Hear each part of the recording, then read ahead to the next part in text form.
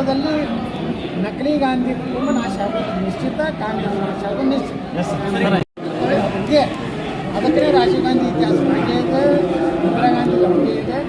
ಆ ಕುಟುಂಬದಲ್ಲಿ ಇವತ್ತು ರಾಹುಲ್ ಗಾಂಧಿ ಪರಿಸ್ಥಿತಿ ಏನಿದೆ, ಅದು ಏನು ಲಗ್ನ ಇಲ್ಲ, ಇದು ಇಲ್ಲ, ಅದು ಎಲ್ಲಿರ್ತದೆ, ಏನು ಯಾವಾಗ ಯಾವ ದೇಶ ಗೊತ್ತಿಲ್ಲ. ಅದು ಶಾಪ ಕ್ರಮೇಣವಾಗಿ ಒಂದು ಕುಟುಂಬವನ್ನು ನಾಶ ಮಾಡ್ತದೆ. ಹಾಗೆ ಭಾರತದಲ್ಲಿ ನಕಲಿ ಗಾಂಧಿ ಕುಟುಂಬ ನಾಶ ಆಗೋದು ನಿಶ್ಚಿತ, ಕಾಂಗ್ರೆಸ್ ನಾಶ ಆಗೋದು ನಿಶ್ಚಿತ. ನ್ಯಾಯ ಯಾತ್ರೆ ಅಂತ ರಾಹುಲ್ ಗಾಂಧಿ ಅವರು ದೇಶಕ್ಕೆ ಅನ್ಯಾಯ ಮಾಡೋದು. ಭಾರತ, ಬಾಂಗ್ಲಾದೇಶ್, ಪಾಕಿಸ್ತಾನ ಹೊಡೆದವ್ರು ಯಾರು? ನೇಪಾಳನೂ ಭಾರತದಾಗ ಸೇರ್ಲಕ್ಕೆ ಮುಂದೆ ಬಂದಿದ್ರು, ಅದನ್ನೂ ಮಾಡ್ಲಾಗ್ತಾನೆ. ದೇಶವನ್ನು ತುಂಡರಿಸಿದವರು, ದೇಶವನ್ನು ಹಿಂದೂಗಳ ಕೋಟ್ಯಾಂತರ ಪಾಕಿಸ್ತಾನ ಏನು ವಿಭಜನೆ ಸಂದರ್ಭದಲ್ಲಿ ಕೋಟ್ಯಾಂತರ ಹಿಂದೂಗಳನ್ನು ಬರ್ಬರ ಹತ್ಯೆ ಏನಾಯಿತು ಪಾಕಿಸ್ತಾನದಲ್ಲಿ.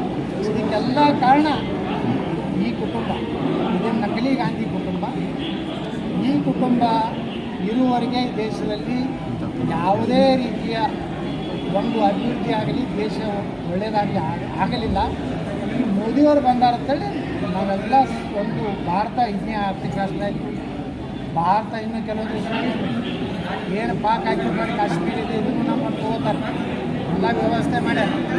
ನಾಳೆ ಲೋಕಸಭಾ ಎಲೆಕ್ಷನ್ನ ಒಳಗಾಗಿ ನಾವು ಪಿಯೋಕೆನೂ ನಾವು ತಗೋತೀವಿ. ಇನ್ನು 10 ವರ್ಷನಾಗ ಪಾಕಿಸ್ತಾನ ನಮ್ಮ ಭಾಗವಾಗ್ತದೆ, ಅದನ್ನೂ ಒಂದು ರಾಜ್ಯ ಆಗಿ ಬರ್ತದೆ. ಯಾಕೆ ಬರ್ತದೆ ಅಂದರೆ ಪಾಕಿಸ್ತಾನ ಸಂಪೂರ್ಣವಾಗಿ ಬಲೂಚಿಸ್ತಾನ ಅಂತೇಳಿ ಅವ್ರ ಬೇರ್ಪಡೆ ಆಗಿ ಅವ್ರಿಗೆ ಭಾರತ ಎಲ್ಲ ಕೌಂಚೆ ಮಾಡ್ತಾಯಿದ್ದಾರೆ.